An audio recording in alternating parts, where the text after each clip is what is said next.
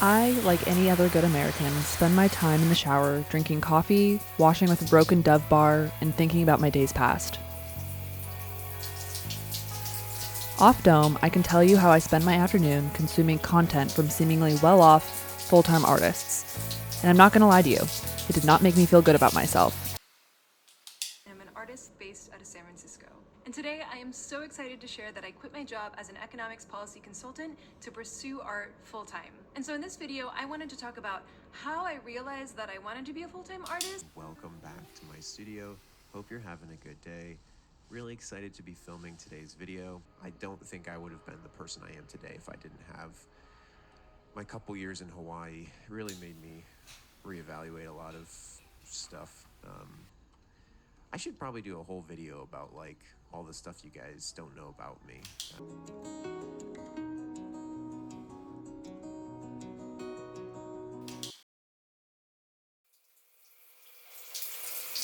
If being an artist gets you a waterfront studio and a Hawaiian sabbatical, sign me the fuck up. I try my very hardest, but it's very difficult for me to avoid becoming immediately and overwhelmingly filled with envy over these people who seem to be living in a fairy tale book. I make art, sometimes.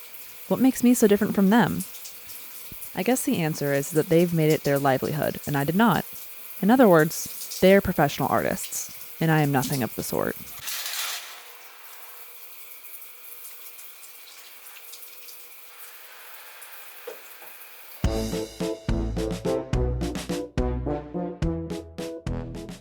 Today, I'm pretty set on painting this picture of my friend Lainey.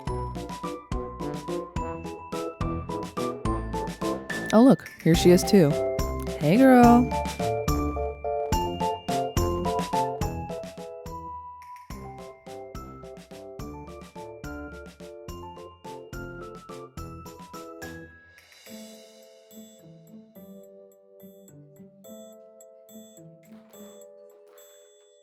Having the energy to have an idea is usually the first barrier I have to tackle.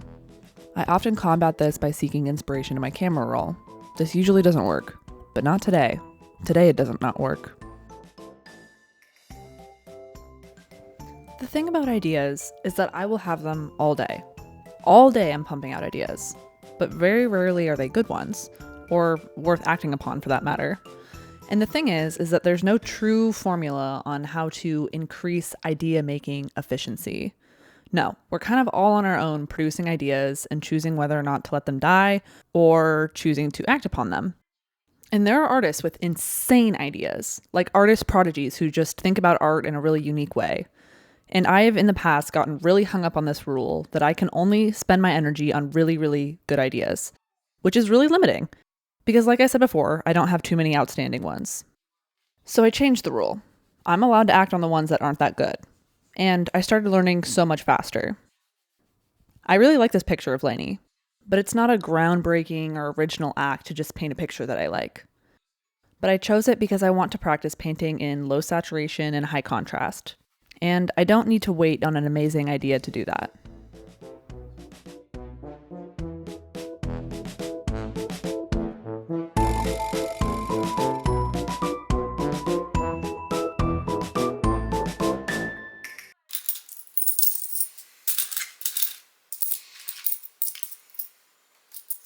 As much as I love art, I feel as though I rarely have time for it.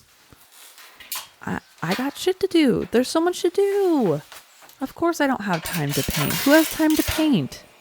What a ridiculous thing. I'm sure you understand the drill. It's work, grocery store, play with cat, go to gym, maybe.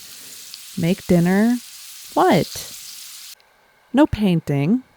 And what? So after all of this, the last thing I feel like doing is quite literally anything else.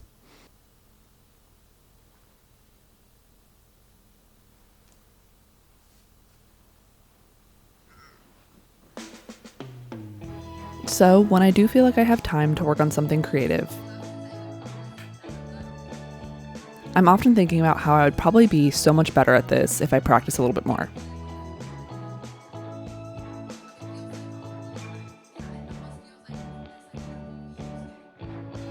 I've only taken one art class in my life, and one of the only things that I remember from it is how to mix colors. I got a B in this class, which I have to admit, I'm a little bit ashamed of. Was the teacher miserable and clearly didn't like high school age kids? Yes, of course. But I would be deflecting a little bit if I told you that's the reason why I got a B. The truth is, I didn't do my final assignment. And I had plenty of class time to complete it. I just didn't do it. I don't know why. Maybe I thought I was above the class or something, or it was an act of rebellion in some kind of way. But it clearly didn't work out in my favor. All that to say, I never learned how to paint properly because I haven't had too many opportunities to learn from a professional. And when I did, I didn't take it very seriously because I was 15 years old and had better things to do.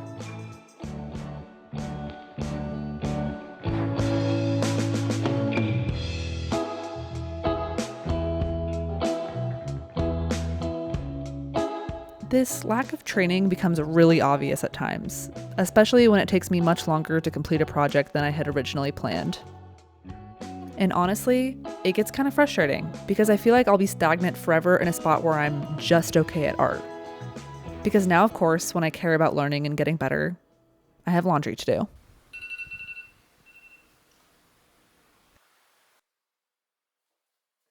And so, after I return from switching my laundry,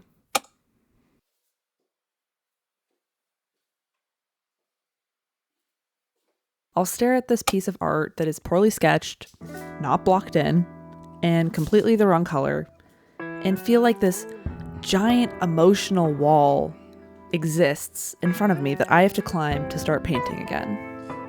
Which I feel like is a very annoyingly introspective thing to admit. A little navel-gazy, if you ask me. Now, I know what some of you might be thinking. Isn't art supposed to be this free movement of energy and self-expression? Why do you make it so hard for yourself? Just exist on the canvas. Art is just a reflection of the soul. You're supposed to not think about it so much. No. Wrong. So I start to feel overwhelmed by this project, and I go up and down the list of things that I could possibly criticize about this process. Okay, well, the lighting isn't quite right, and the angle, and it doesn't really look like Lainey. And what if I kind of change? Now, I'm not trying to say that being critical with yourself can't be productive, but at some point you have to recognize when you're standing in your own way. I take this whole list of shit that I just listed for myself, and I go, shh, shut the fuck up. I don't need that negativity right now. Nobody needs that negativity right now. All this that we're doing, it's not that serious. It's not that serious. I could put paint here. I could put paint there. It doesn't matter. And I think that this might ultimately be the biggest difference between me and a professional artist. Nothing that I do matters, at least artistically. At least I'd like to believe that other things in my life might matter. But artistically, I'm completely fine with it. Nothing that I do matters.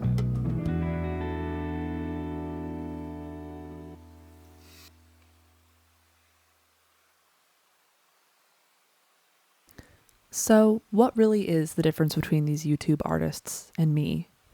Well, for one, I'm definitely not as chill as them, and I have really bad ideas sometimes, and I often execute them even worse. I got a B in Art 101. I paint in my bedroom, and I've never looked into whether or not the oil paint fumes will give me cancer. And oftentimes the things that I spend so much time on will sit in the corner of my bedroom because I never want to look at them again. And the best part about all of this is that it literally doesn't matter. What a blessing.